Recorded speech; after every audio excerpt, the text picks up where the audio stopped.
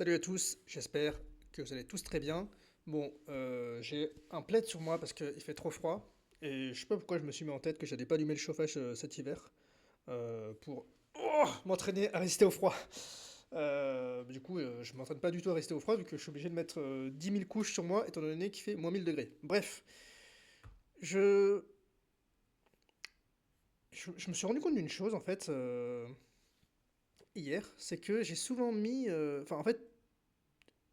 j'ai jamais trop compris pourquoi je me sabotais dans mes projets, pourquoi je me sabotais dans mes relations amoureuses notamment, pourquoi j'avais toujours peur d'aller au bout des choses.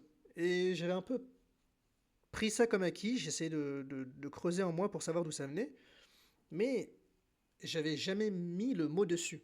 Et c'est vrai qu'hier, j'ai eu un peu une sorte de révélation et j'ai compris qu'en fait tout ça, c'était de l'anxiété. Alors ça peut vous paraître très bizarre ce que je vais vous dire.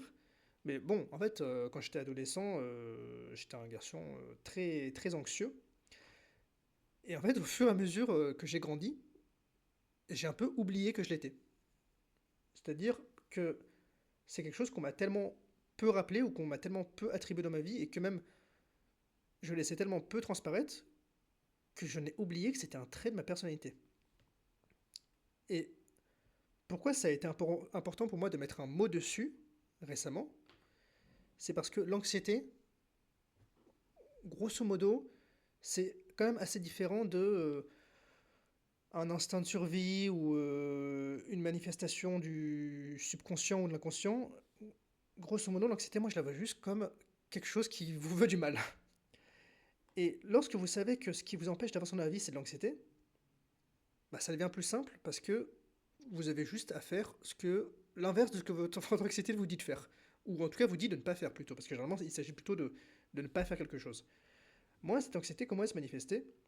Sans que je me rende compte, en fait, elle me sabotait parce que lorsque je me mettais à créer des vidéos, que ce soit sur une chaîne ou sur une autre, sur un sujet ou sur un autre, j'avais toujours peur de, par exemple, m'enfermer dans une case. Je me dis, ah, mais si je commence à faire des vidéos où je parle de ma vie, etc., et que ça commence à marcher, bah, je vais devoir faire ça dans les 5 prochaines années, mais en fait, moi, j'ai pas envie de faire des vidéos tous les jours pendant 5 ans, j'ai pas envie de m'engager là-dedans. Euh, et en fait, je, je, je, je dessinais toute la vie sur les 100 prochaines années.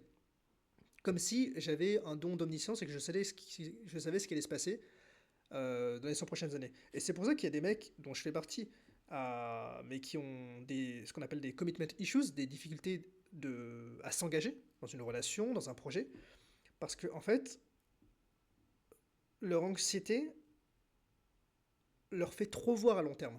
Alors généralement, après, on présente ça comme une qualité de voir à long terme. On dit on a la vista, on a la vision, voilà, même quand on passe les entretiens, je me souviens quand j'ai passé mes entretiens d'école de commerce, c'est quel est votre plan pour dans 5 ans? Où vous voyez-vous dans 5 ans? Bah, je sais pas, à la rue sous un pont. En fait, je sais rien où je me vois dans 5 ans. Euh, j'ai pas envie de savoir en fait.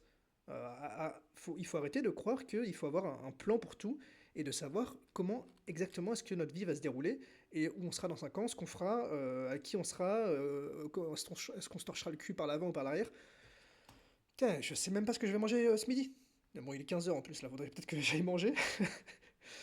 Euh, et vous voyez, le paradoxe, c'est que je sais même pas ce que je vais manger ce midi, je sais même pas ce que je vais faire ce week-end, et pourtant j'ai essayé de tout planifier. Dès que je commençais à fréquenter une fille, je me disais, ah, mais si ça devient sérieux, je vais devoir rester avec elle toute ma vie, ou en tout cas, je vais devoir m'engager dans quelque chose et je suis pas prêt pour ça. Comme si toutes les relations que vous allez commencer allaient forcément être sérieuses, qu'il n'y avait même pas une période de découverte ou savoir si les atomes sont crochus ou non. Et en fait, plus le temps avançait, moi j'ai 28 ans, plus je me disais, bah là c'est d'autant plus vrai, parce que moi j'ai 28 ans, les nanas que je rencontre, elles ont à peu près mon âge, donc elles vont pas être là pour déconner. Mais cette phrase-là, je me le disais déjà il y a 10 ans. Je me disais, ah, 18 ans maintenant, c'est un peu sérieux. Et ça, c'est de l'anxiété. C'est de l'anxiété, j'ai toujours cru que tout était urgent, tout était sérieux et que tout allait être défini. Et c'est pour ça que j'ai toujours eu du mal à m'enfermer dans un CDI, parce que je me dis, putain, mais en fait, je vais y rester toute ma vie, J'ai toujours eu du mal à me mettre dans des relations, parce que je me disais, je vais y rester toute ma vie, et j'ai toujours eu du mal à lancer mes projets, notamment sur YouTube, parce que je me disais, je vais y rester toute ma vie. Et soit dit en passant, là, sur YouTube, j'ai un peu résolu ce problème. Je, je vais vous dire comment j'ai fait. Alors, entre guillemets, résolu ce problème. Euh, oui et non, parce que dans tous les cas, j'ai 4 chaînes YouTube. Il n'y en a aucune qui est monétisée, et parce qu'il n'y en a aucune qui est monétisable. C'est-à-dire que la première que j'ai créée, euh, c'est une chaîne où je faisais des vidéos comme ça, je peux la blater, puis ensuite j'ai fait des vidéos de langue, ensuite j'ai fait des vidéos de sport, ensuite j'ai fait des vidéos de voyage, donc finalement on n'y comprend plus rien. J'ai des abonnés qui viennent un peu de part et d'autre qui n'y comprennent rien, qui du coup se désintéressent, et du coup c'est une chaîne qui est, on va dire, en réanimation, à l'article de la mort. Ma deuxième chaîne, c'est la première que j'avais créée, c'était une chaîne de musique où je jouais de la guitare. La troisième, c'est une chaîne où je joue aux échecs. Et la quatrième, c'est celle-ci, où je parle. Et en fait, j'ai créé quelque chose pour chacune de mes passions. Comme ça, je m'enferme pas dans une case. Je me dis, ah, mais ok, mais en fait, là, j'arrive à exercer un peu tout ce qui me plaît. Et c'est comme ça que j'envisage ma vie. C'est pas de me mettre dans une case spécifique et de faire que des vidéos sur la discipline, ou sur les échecs, ou sur le voyage. C'est vraiment d'avoir un conglomérat holistique. Je sais pas pourquoi je parle comme ça. Un conglomérat, grosso modo, de tout. Et, et depuis que je fais ça, bah, non seulement je suis beaucoup plus régulier dans mes vidéos, je suis... pardon, je pensais à autre chose. Je suis beaucoup plus régulier dans mes vidéos, je suis beaucoup plus motivé. Je rate aucune journée, enfin depuis que j'ai commencé à faire des vidéos, parce que là ça fait que 10 jours, mais sur mon autre chaîne ça fait 60 jours que je fais une vidéo par jour d'échecs. Parce que déjà je kiffe ça, déjà ça me passionne, et surtout j'ai pas l'impression de m'enfermer dans une case. Je suis beaucoup plus productif et mon nombre d'abonnés ne fait qu'augmenter. Parce que les gens, ça se voit que je suis pas, en fait, je transmets pas cette anxiété en fait. Et peut-être qu'en fait, avant, je la transmettais parce que je me disais, mais ah bah là, si je m'enferme dans cette case, déjà cette case a l'intérêt à marcher parce que je m'y enferme, donc si ça marche pas, qu'est-ce que je fais? Et ça a été le défaut de ma première chaîne YouTube, c'est que j'ai voulu tout conglomérer et finalement, ça ressemblait un peu à rien et je voulais trop bien faire et il faut juste que j'accepte que ouais, je suis un peu en retard. Ça aurait été mieux si j'avais commencé ma chaîne YouTube il y a 10 ans, mais peut-être qu'il y a 10 ans, j'étais juste pas assez mature, pas prêt ou que c'était pas mon heure. Et que là maintenant, j'ai l'impression d'avoir plus les armes pour le faire. Ces armes, j'ai envie de les transmettre parce que je sais que je suis pas le seul à penser comme ça.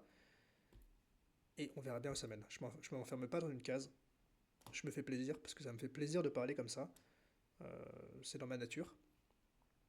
Et voilà, j'espère que j'aurais pu en aider quelques-uns. Je vous remercie de m'avoir écouté. Je vous dis à bientôt. Bonne journée, c'était Mathieu. Ciao, ciao.